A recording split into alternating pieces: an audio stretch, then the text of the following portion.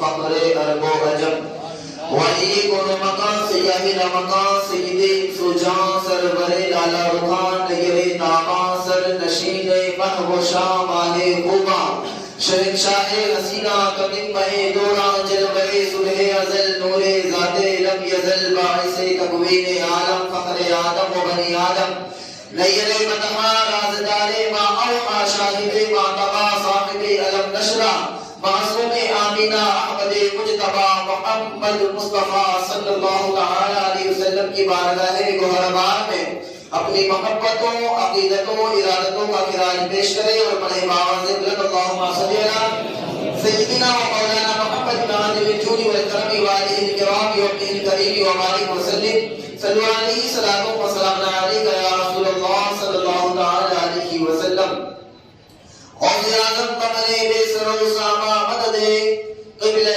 دی مدد کعبہ ایما مدد بگرداب بلا افتادہ کشتی ضعیفان شکستہ تو کشتی بحق خواجہ عثمان ہارون مدد کن یا معین الدین چشتی اللہم رب قلوبنا بتلاوت القرآن وزین اخلاقنا بالقرآن ونجنا من النار بالقرآن وادخلنا الجنت بالقرآن.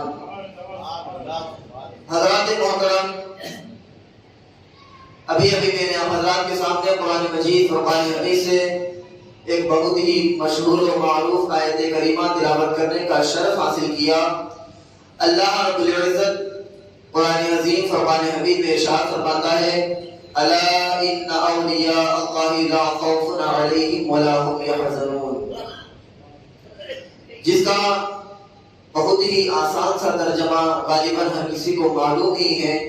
جس کا آسان سا ترجمہ یہ ہے کہ رب تبارک و تعالیٰ نے اپنے نیک بندوں کی صفت اور ان کے بارے میں بیان فرمایا کہ سن لو، الا سن لو، خبردار، اٹینشن، الا ان اولیاء اللہ، کہ اللہ کے ولیوں کو، بے شک اللہ کے ولیوں، یعنی اس میں کوئی شک ہی نہیں ہے، بے شک الا ان اولیاء اللہ لا خوف علیہم ولا هم يحزنون، کہ نہ ان کے اوپر کوئی خوف ہے، نہ وہ رنجیدہ ہوتے ہیں، نہ پریشان ہوتے ہیں.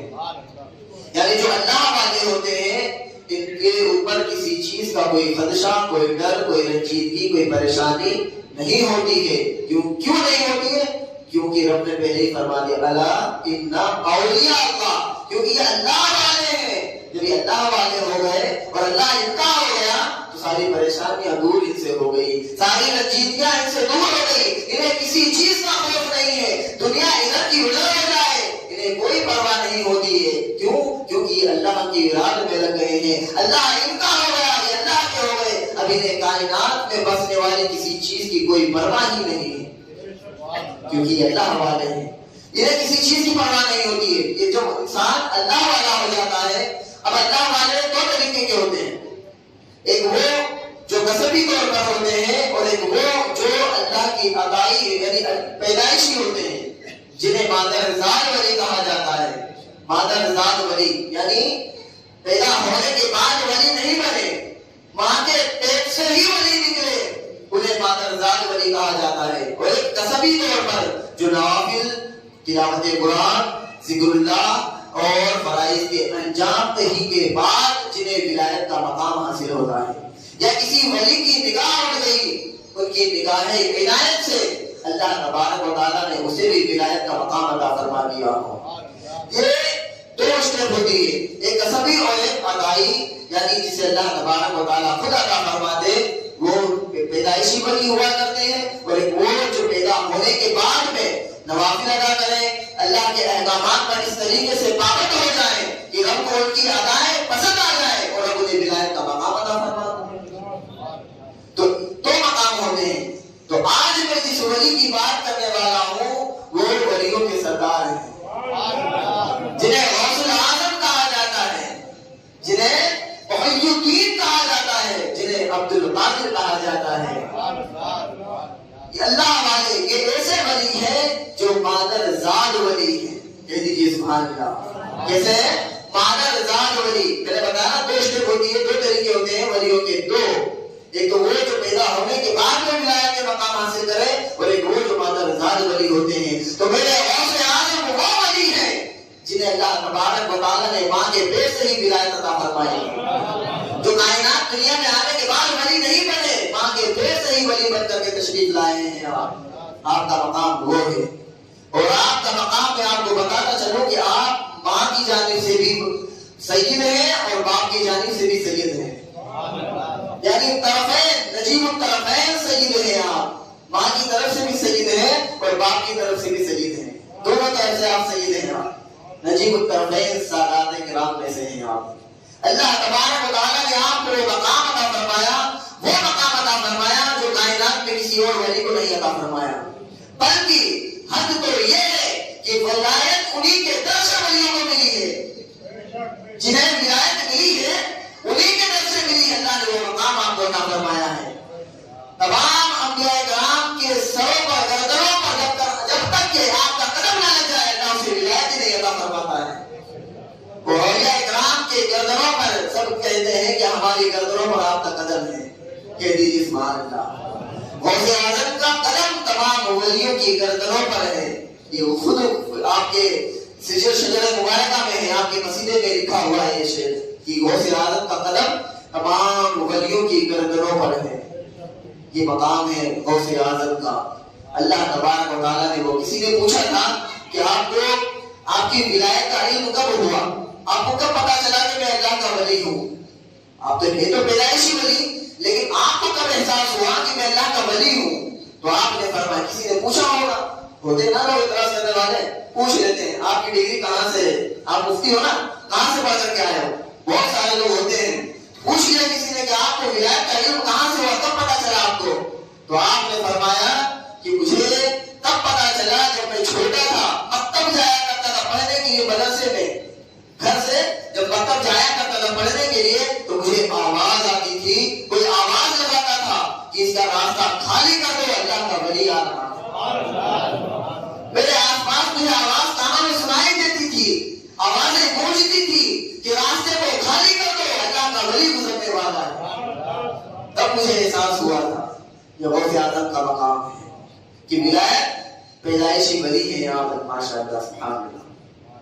تو غوث اعظم رضی اللہ تعالیٰ عنہ کا مقام, آپ کی سب سے پہلی کرامت جب آپ بچپنے میں, جب آپ پیدا ہوئے ماں کی گود میں تھے, جسے شیر خواری کا زمانہ کہا جاتا ہے, یعنی دودھ پینے کا زمانہ.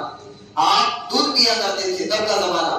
رمضان شریف آیا, آپ کی ولادت ہوئی اور پہلا رمضان, آپ رمضان شریف میں ہی پیدا ہوئے. سبحان اللہ, رمضان شریف میں ہی پیدا ہوئے.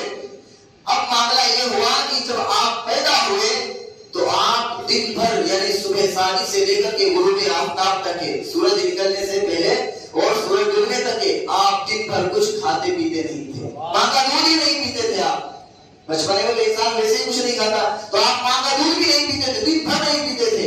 آپ کی والدہ نے آپ کے والد گرامی سے کہا کہ نہ جانے کیا معاملہ ہے کہ بچہ دن بھر دودھ ہی نہیں پیتا ہے. تو آپ کے والد سمجھ گئے کہ معاملہ کچھ اور ہے. والد صاحب سمجھ گئے کہ معاملہ کچھ اور ہے, کیونکہ آپ کے والد صاحب کے خواب میں آپ کی ولادت سے پہلے حضور کی تشریف آوری ہوئی آپ کے والد گرامی کے خواب میں, اور فرمایا کہ تیری نسل سے ایسا بچہ پیدا ہوگا جو ولیوں کا سردار ہوگا. یہ بشارتیں آپ کو پہلے ہی مل گئی تھی. اور جب آپ کا یہ معاملہ کہ آپ دن بھر کچھ دودھ نہیں پیتے تھے, ماں کا دودھ ہی نہیں پیتے تھے, یعنی آپ بس پیدا ہوتے ہی اللہ کے احکامات کے پابند تھے. آپ روزہ رکھا کرتے تھے, دودھ ہی نہیں پیتے تھے, اور آپ کی یہ کرامت پورے بغداد میں مشہور ہو گئی. لوگوں میں پھیل گئی یہ بات کہ آپ فلاں جگہ پر ابو صالح کے یہاں پر ایک ایسا بچہ پیدا ہوا ہے جو دودھ ہی نہیں پیتا ہے. پتا نہیں وہ دودھ ہی نہیں پیتا ہے, شاید وہ روزہ رکھتا ہے. یہ بات پورے بغداد میں مشہور ہو گئی, اور ایسی مشہور ہوئی کہ جب 29واں روزہ آیا, 29ویں تاریخ آئی, اب اس دن چاند دیکھنے کے لیے آنکھیں ترس رہی تھی لوگوں کی کہ اب آسمان میں چاند چمکے گا اور کل عید منائیں گے ہم. لوگوں کی آنکھیں آسمان پر لگی ہوئی تھی, تو کیا پتا چلا کہ اس دن چاند نظر ہی نہیں آیا, کیونکہ بدلہ اب آلود تھا. بدلہ کہتے ہیں کہ پیشانی کو بدلہ کہا جاتا ہے, بدلہ پیشانی کو بھی کہا جاتا ہے اور آسمان کو بھی کہا جاتا ہے. تو بدلہ اب آلود, اور مطلب بادل ہوتے ہیں, اور آلود مطلب پھیلے ہوئے, ملے ہوئے, پھیلے ہوئے, منتشر. آلود کا معنی یہ ہوتا ہے. تو سب شام کو جب لوگ چاند دیکھنے کے لیے باہر نکلے تو پتا چلا کہ مطلب اب آلود ہے، چاند نظر ہی نہیں آ رہا. اب لوگوں میں شک پڑ گیا کہ اب کل پتا نہیں عید ہوگی یا نہیں ہے یا نہیں ہے. جیسے ہمارے یہاں ہوتا ہے قاضی صاحب کو فون لگاتے ہیں، امام صاحب کو فون لگاتے ہیں، کیا چاند کا کیا ہوا، نکالا کہ نہیں نکالا آپ نے؟ امام صاحب کے تو ہاتھ میں چاند نکالنا ہے نا. تو امام صاحب کو میرے پاس بھی بہت فون آنے لگے، حضرت سفر کا چاند نظر آیا کہ نہیں آیا؟ میرا چاند کے بارے میں پوچھنا مت، ہوگا تو نظر آ ہی جائے گا نا. آپ کے پاس بھی آنکھیں ہیں، امام صاحب کے پاس بھی آنکھیں ہیں. ایسا تھوڑی کہ وہ دیکھتے ہیں تو کچھ آسمان کے باہر دیکھتے ہیں، کاش وہ نصیب ہو جائے.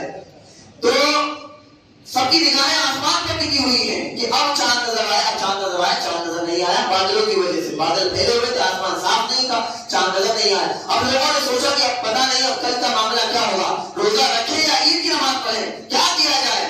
لوگوں نے مشورہ کیا، کچھ لوگوں نے مشورہ کیا کہ چلتے ہیں رات میں تراویح کی نماز پڑھتے ہیں اور اس کے بعد میں سحری کا کھانا بھی کھا لیتے ہیں، سحری بھی کر لیتے ہیں، اور پھر صبح فجر کے بعد ابو صالح کے گھر جا کر کے اس سے پوچھتے ہیں کہ تیرے بچے نے کچھ کھایا پیا ہے کہ نہیں. کیا کہا؟ ابو صالح کے گھر چلتے ہیں اور بچے سے پوچھتے ہیں، بچے کا معاملہ معلوم کرتے ہیں کہ اس نے کچھ پیا ہے کہ نہیں پیا ہے. اگر نہیں پیا ہو تو ہم بھی نیت کر لیتے ہیں، اور اگر کچھ پی لیا ہو تو عید کی نماز پڑھ لیتے ہیں. تو یہ تھا غوث اعظم کا معاملہ کہ آپ کی وجہ سے لوگوں کی عیدیں ہوا کرتی تھی. سبحان اللہ. اور آپ پیدائشی ولی تھے، آپ بچپن ہی میں اللہ کے احکامات کی اس قدر پابند تھے اور اپنے جاننے اور اپنے ماننے والوں کو، عقیدت رکھنے والوں کو، اپنے غلاموں کو، اپنے مریدوں کو یہ سمجھ دے رہے ہیں کہ میں پیدا ہوتے ہی اللہ کے احکامات کا پابند ہوں. تو اے میرے مریدوں، اے میرے ماننے والوں، اے میرے جاننے والوں، تم کہیں اللہ کے احکامات کو پامال نہ کرنا. کہیں ایسا نہ ہو کہ رمضان آئے اور تم روزے کی پابند نہ ہو، روزے کو چھوڑتے نظر آؤ. نہیں، اگر تم واقعی میرے سچے مرید ہو، واقعی میرے سچے ماننے والے ہو، تو تم اللہ کے احکامات کو سراسر ماننا، اس کے احکامات کی پابندی کرنا، پورے رمضان کے روزے رکھتے نظر آنا. یہ غوث اعظم سبق دے رہے ہیں اپنے ماننے والوں کو. غوث اعظم اپنے ماننے والے کو سبق دے رہے ہیں اور بتا رہے ہیں کہ تم رمضان کے روزے نہ چھوڑنا میرے ماننے والوں. تو آج ہمارا حال کیا ہے؟ ہم رکھتے ہیں روزے، ہم غوث اعظم کا کہا تو مانتے ہی نہیں. غوث اعظم کا دامن نہیں چھوڑیں گے، نہیں چھوڑیں. یہ نعرے ضرور لگاتے ہیں، 11ویں شریف ہم ضرور کرتے ہیں. 11ویں شریف کا آپ لوگوں کو بتا دوں، میں 11ویں شریف کا وہ نہیں ہوں خلاف. پتا چلے گا تو مارکیٹ میں باتیں ہونے لگے، چوراہے پر ہوتا ہے نا، لوگ باتیں کرتے ہیں، ارے امام صاحب نے تو فلاں جگہ ایسا بول دیا. سمجھتے ہی نہیں ہے بات کو، باتیں کچھ اور کرتے رہتے ہیں لوگ. بڑا غصہ آتا ہے، لیکن کیا کریں، پینا پڑتا ہے. لیکن لوگ باتوں کو سمجھیں. وہ یہ جو 11ویں شریف ہے یہ وہ مستحب کام ہے، فرض واجب کام نہیں ہے. 11ویں شریف کرنا، 6ویں شریف کا لنگر کرنا، یہ کیا چیز ہے؟ یہ مستحب کام ہے. مستحب کا مطلب کیا ہوتا ہے؟ کرو گے تو ثواب ملے گا، نہیں کرو گے تو کوئی گناہ بھی نہیں ہے. اب لوگوں نے اس کو اس طریقے سے فرض بنا لیا اپنے اوپر کہ مجھے کرنا ہی کرنا ہے. اور لوگ اس کے اتنے پابند ہو گئے کہ فرائض کو چھوڑ دیا انہوں نے.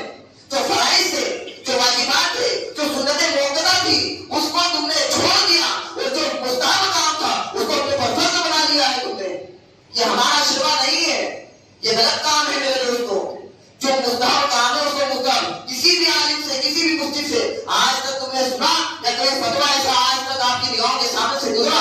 کسی بھی عالم نے، کسی بھی مفتی نے فتویٰ نہیں دیا کہ فلاں آدمی مستحب ہو 11ویں شریف نہیں کرتا ہے یا 6ویں شریف نہیں کرتا ہے تو وہ کافر ہے یا حرام کام کیا ہے یا ناجائز کام کیا. کسی بھی عالم کا فتویٰ نہیں ہے، کہیں بھی کسی کتاب میں نہیں لکھا. یہ مستحب کام ہے، اس کو مستحب سمجھیں. ورنہ بہت سے لوگ 11ویں شریف کرتے ہیں اور بہت سے نہیں کرتے. اب جو نہیں کرتے کیا گنہگار ہے؟ نہیں، وہ 5 وقت کا نمازی ہے، اگرچہ 11ویں نہیں کرتا ہے، اس کی استطاعت، اس کی طاقت نہیں ہے، اتنا پیسہ نہیں ہے، لیکن وہ اللہ کے احکامات کا پابند ہے. تو آپ اسے یہ نہیں کہیں گے ارے وہ تو فاتحہ ہی نہیں دکھاتا ہے، تو 24 ہو گیا. آج تک پہچان 24 نمبر کی دیوبندیوں کی ہم نے فاتحہ سے کر دی ہے. یہ غلط بات ہے. تو 11ویں شریف کرنا یہ مستحب کام ہے. تو ہم ان مستحب کے چکر میں اس طریقے سے مبتلا ہو گئے اور اس طریقے سے پڑ گئے کہ ہم نے فرائض کو چھوڑ دیا ہے. ہمیں پہلے یہ دیکھنا ہے کہ فرائض کیا ہیں، واجبات کیا ہیں، سنت موقدہ کیا ہیں، ان پر عمل کریں، اس کے بعد میں مستحب کام کی طرف. اور اللہ توفیق دے تو آپ 11ویں شریف ہر مہینے جائیں. ہر مہینے میں 11 تاریخ آتی ہے، ہر مہینے کریں، کوئی روک ٹوک نہیں ہے، لیکن پہلے نماز کے پابند تو بن جاؤ، پہلے نماز کے فرائض کے پابند تو بن جاؤ۔ نمازوں کے پتہ ہی نہیں ہے، ایک وقت کی نماز آپ نے پڑھی نہیں، کبھی نظر ہی نہیں آئے، اور 11ویں شریف ہر مہینے کر رہے ہو، ہر شریف شریف پہ بارگاہ گئی نماز میں جا رہے ہو، نماز کے پتہ نہیں گئی نماز کی بارگاہ میں جا رہے ہو، تو بتاؤ کیا ملنا ہے اسے؟ آپ 11ویں شریف پڑھو، کیا ملے گا؟ لوگ کھا کے چلے جائیں گے، اور بعد میں پھر یہی بولے جا رہے یار تھوڑا نمک ایسا لے گیا تھا، تھوڑی کرسی زیادہ ہو گئی تھی، لوگ برائی کریں گے۔ تو پہلے آپ فرائض کے پابند بن جاؤ، رب کی بارگاہ میں مقبول ہو جاؤ، جب وہاں مقبول ہو جاؤ گے تو عوام میں بھی آپ کو رب تبارک و تعالیٰ مقبول بنا دے گا۔ آپ یہ نہ سوچو کہ میں بڑی جاہلی کروں گا، بڑے لوگوں کو بلاؤں گا، بڑے تعداد میں لوگوں کو بلاؤں گا تو لوگ کہیں گے ارے یار وہ تو بڑا کھلانے والا ہے، لوگ 4 دن کہیں گے، اس کے 5ویں دن بھول جائیں گے۔ لیکن آپ اگر سچی عقیدت کے ساتھ رب کی بارگاہ میں سجدے کرو گے نا تو رب کی بارگاہ میں مقبول ہو جاؤ گے، اور اللہ تبارک و تعالیٰ لوگوں کے درمیان بھی آپ کو مقبول بنا دے گا۔ تو اس چیز کی طرف ہمیں جانا چاہیے۔ غوث اعظم رضی اللہ تعالیٰ آپ کی 11ویں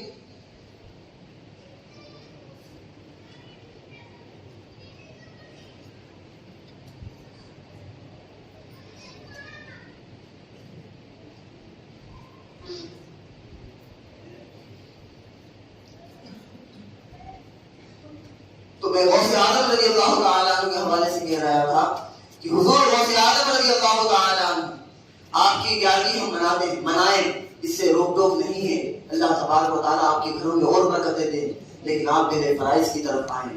حضور غوث اعظم نے پیدا ہوتے ہی جو ہمیں احکامات پر عمل کا جو درس دیا ہے ہمیں اسے تو یاد رکھنا چاہیے۔ غوث اعظم کی جو تعلیمات ہیں ہمیں ان پر بھی دھیان دینا چاہیے کہ غوث اعظم کا فرمان کیا ہے، ان کی تعلیمات کیا ہے، ان کا زندگی بھر کا عمل کیا رہا ہے، حضور غوث اعظم نے ہمیں درس کیا دیا ہے۔ حضور غوث اعظم نے یہ نہیں فرمایا کہ تم میرے نام کے ہر مہینے 11ویں کرو لوگوں کو کھلاؤ، بلکہ حضور غوث اعظم نے یہ فرمایا ہے کہ تم اللہ کے احکامات کے سچے دل سے پابند ہو جاؤ۔ حضور غوث اعظم کا زندگی بھر کا عمل یہ رہا ہے۔ آپ ذرا اٹھا کر کے دیکھیں آپ کی تعلیم حضور غوث اعظم کی، یہ 40 سال رکھے حضور کی عشاء کی نماز، عشاء کی وضو سے فجر کی نماز آپ نے ادا کی، تو کیسے، کیا معاملہ، کیا بتانا چاہ رہے تھے آپ؟ بتانا یہ چاہ رہے تھے کہ اللہ کی عبادت کا عمل طریقہ کیا ہوتا ہے۔ حضور غوث اعظم کا طریقہ کیا رہا؟ یہ طریقہ رہا کہ آپ اللہ کے اتنے مقبول ولی ہیں، اس کے باوجود عبادت کا یہ عالم ہے۔ تو ہمیں چاہیے کہ ہم فرائض کی طرف آئیں، واجبات کی طرف آئیں، فرائض واجبات سنتیں موقع ان کی طرف دھیان دیں، نہ کہ ہم نوافل کی طرف دوڑیں۔ نوافل کریں ثواب ملے گا، نہیں کریں گے تو کوئی گناہ بھی نہیں ہے میرے دوستوں۔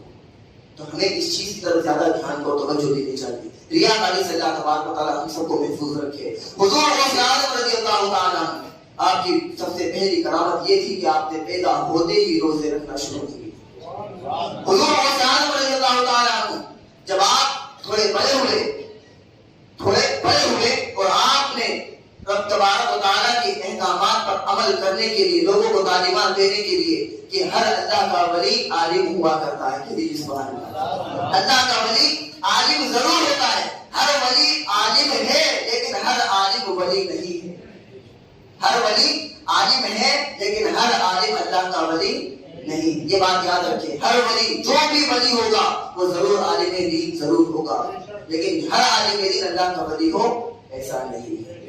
تو اللہ کے حضور غوث اعظم رضی اللہ تعالیٰ عنہ آپ نے اپنی بتانے کی، آپ تو پیدائشی ولی ہے ہی صحیح، لیکن درس دینے کے لیے، بتانے کے لیے، تعلیمات کو آگاہ لوگوں تک پہنچانے کے لیے آپ نے سفر شروع کیا۔ آپ کے دل میں خیال پیدا ہوا کہ میں جاؤں اور علم حاصل کروں۔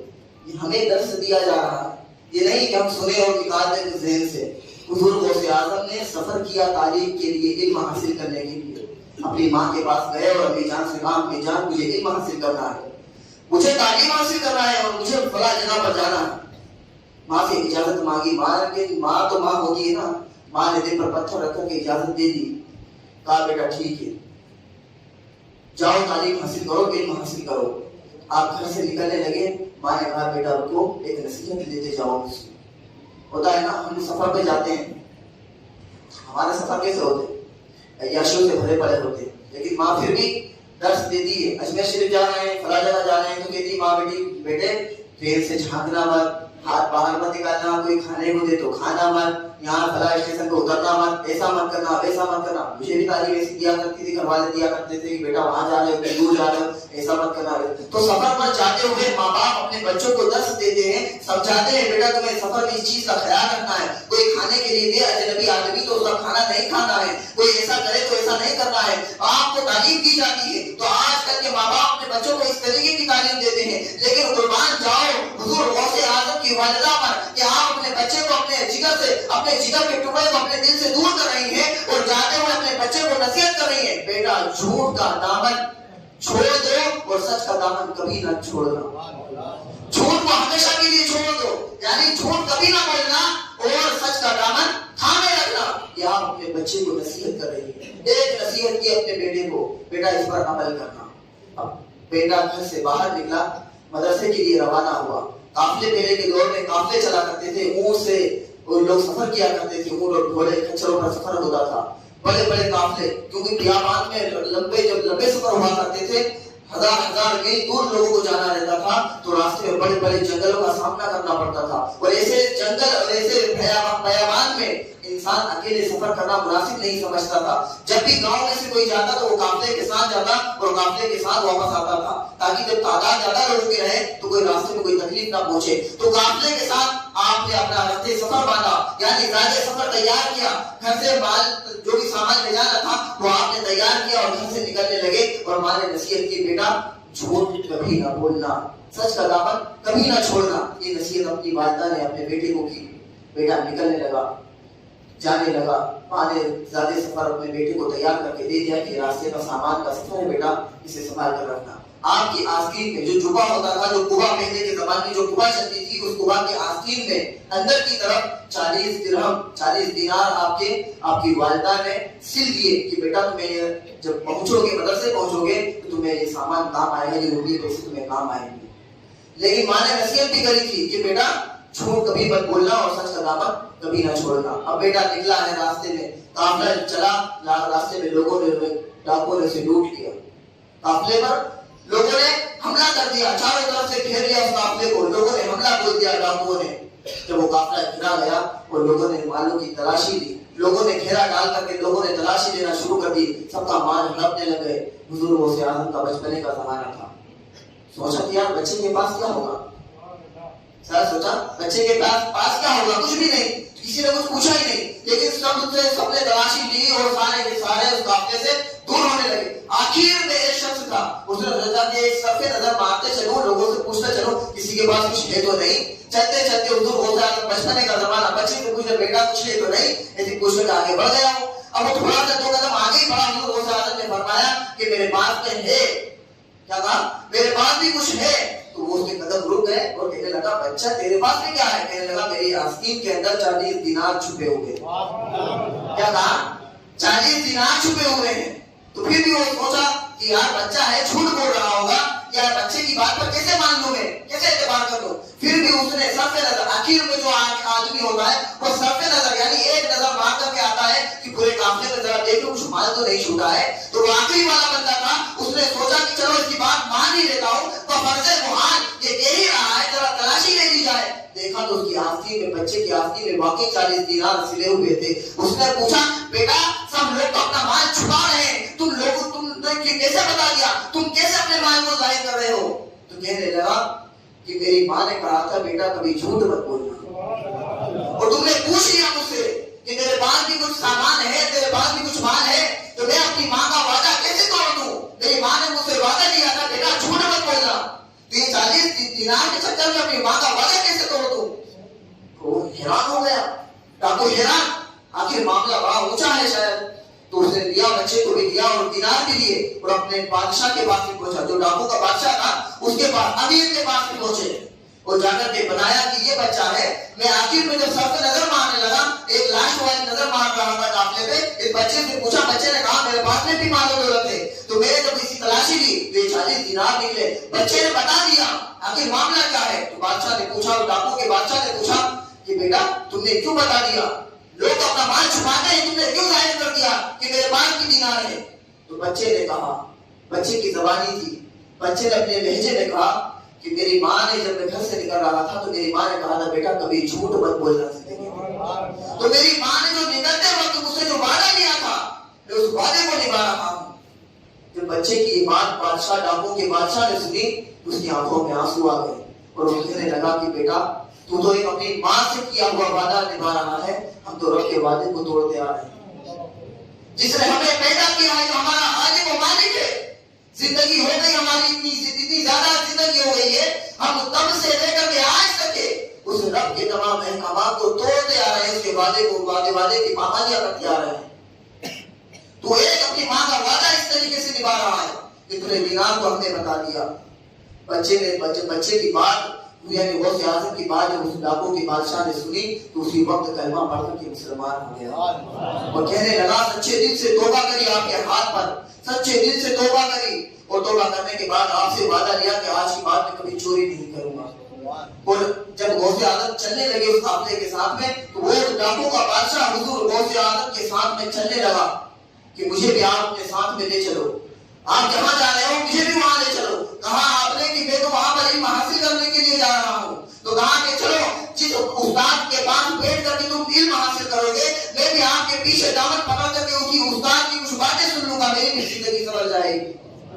وہ ڈاکو حضور غوث اعظم کا دامن پکڑ کے چلنے لگا تو جو اس کے اور ہمارے لوگ تھے, ساتھی لوگ تھے, ڈاکو دوسرے ڈاکو لوگ, وہ لوگوں نے کہا کہ اے ہمارے سردار تو کہاں جا رہا ہے, ہم تو تیرے ساتھ تھے اب تو ہمیں ہی چھوڑ کے جا رہا ہے. تو کہا کہ نہیں, آج سے میں نے چوری چھوڑ دی ہے, آج سے میں نے اس ولی کا دامن پکڑ لیا ہے, آج سے کبھی چوری نہیں کروں گا. جب بادشاہ کا یہ اعلان ہے تو سارے ہمارے لوگوں نے جو دیگر ڈاکو تھے ان ڈاکوں نے بھی کہا کہ اے سردار جب چوری کے اندر ہم نے تیرا ساتھ دیا ہے تو اب تو اللہ کے راستے میں جا رہا ہے تو ہم تیرا ساتھ کیسے چھوڑ دے, آج سے ہم بھی تیرے ساتھ چلتے ہیں. تو ایک سچ حضور غوث اعظم رضی اللہ تعالیٰ عنہ نے ایک سچ کی بدولت سے تمام ڈاکو جو زندگی بھر سے چوری کرتے آ رہے تھے سب کو توبہ کرا کر کے صحیح راستے پر لگا دیا اور ہمیں درس دے دیا کہ اے میرے ماننے والوں, اے میرے مریدوں, وقت کبھی بھی کیسا بھی ہو تمہیں جھوٹ کبھی نہیں بولنا. یہ حضور غوث اعظم کی تعلیم.